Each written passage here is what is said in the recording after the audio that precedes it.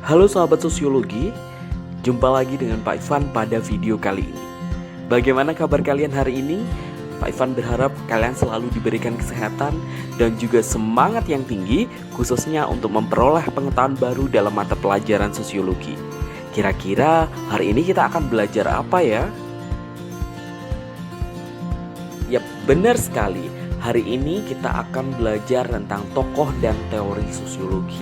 Seperti yang sudah Pak Ivan sampaikan di pertemuan sebelumnya di kelas, pada materi sejarah perkembangan ilmu sosiologi, ada banyak sekali tokoh dan teori sosiologi.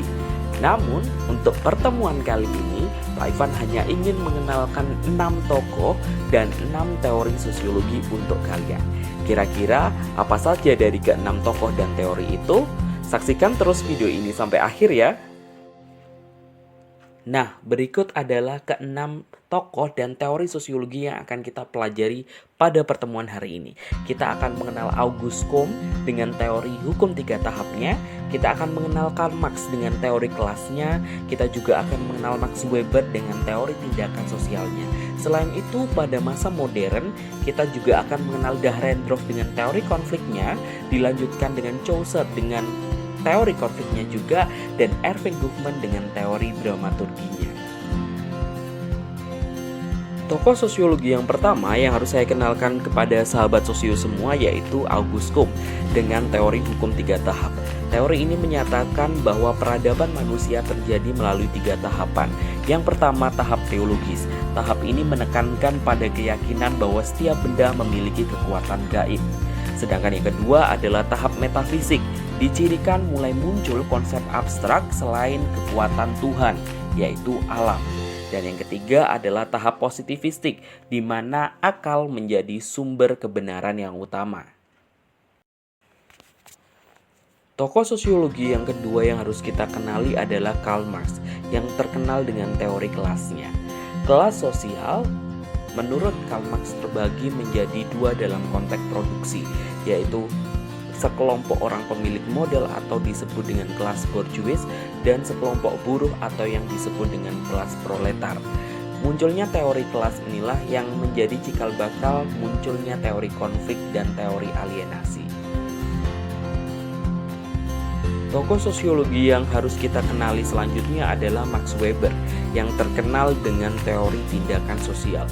Menurut Max Weber, tindakan masyarakat terpecah menjadi 2 secara umum, yaitu tindakan rasional dan tindakan irasional. Tindakan rasional sendiri terpecah menjadi 2, yaitu rasional instrumental dan rasional berbasis nilai. Sedangkan tindakan irasional juga dipecah menjadi 2, ada tindakan tradisional dan tindakan afektif. Dari keempat tindakan tersebut, sahabat sosio bisa pelajari sendiri melalui slide berikut ini. Tokoh sosiologi selanjutnya yang harus kita kenali yaitu Dahrendorf. Ia terkenal dengan teori konfliknya. Menurut Dahrendorf, konflik terjadi atas dasar rusaknya konsensus atau kesepakatan. Sebagai contoh, kalian tidak melaksanakan piket, sedangkan piket merupakan kesepakatan atau konsensus yang dibuat. Secara otomatis, pasti tindakan kalian akan menimbulkan konflik, bukan? Tokoh sosiologi selanjutnya yang harus kita kenali adalah Lewis Chaucer. Ia terkenal dengan teori konfliknya juga.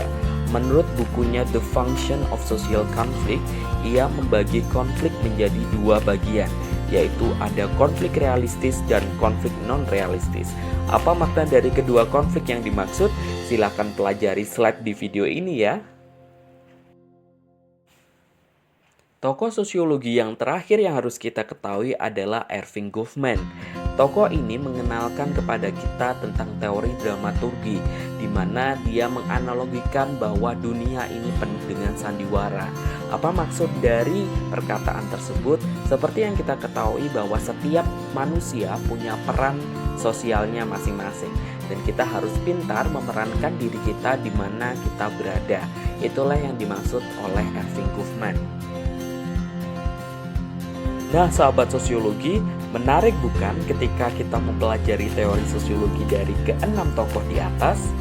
Untuk memperdalam pemahaman kalian tentang materi hari ini, kalian bisa mengelaborasi pengetahuan dengan belajar secara langsung bersama Pak Ivan di kelas.